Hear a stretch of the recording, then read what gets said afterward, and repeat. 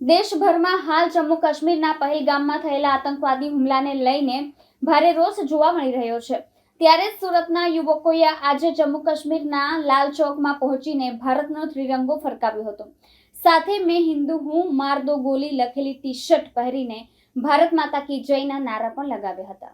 આતંકવાદી ઘટનાક્રમને કારણે ખાસ કરીને ભારતના યુવાનોમાં ભારે આક્રોશ જોવા મળી રહ્યો છે। ગઈકાલે સુરતના 4 જેટલા યુવકો મેં હિન્દુ હું અને #માર દો ગોલી લખેલી ટી-શર્ટ પહેરીને જમ્મુ કાશ્મીર પહોંચ્યા હતા। શ્રીનગર ખાતે પહોંચ્યા બાદ સુરતના યુવકો લાલ ચોક ઉપર પહોંચી ગયા હતા।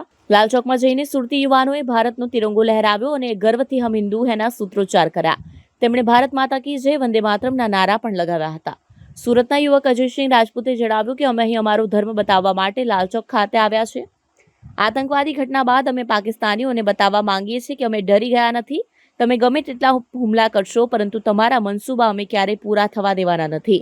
અમે ડરવાના નથી। લાલ ચોકમાં તિરંગો અમે લહેરાવીને આવ્યા છીએ અને લાલ ચોકની વચ્ચોવચ્ચ ભારત માતા કી જય અને વંદે માતરમના નારા પણ લગાવ્યા છે। અમે લોકોને અપીલ કરી રહ્યા છીએ કે એમનાથી ડરવાની જરૂર નથી। તમે બધા ફરવા આવો, એમને જે પણ મનસૂબા છે તેને આપણે ક્યારેય પૂર્ણ થવા દેવાના નથી। અમે લાલ ચોક પરથી જ્યાં આતંકવાદીઓએ પહેલગામમાં નરસંહાર કર્યો છે ત્યાં પહોંચવાનો પણ પ્રયાસ કરી રહ્યા છે।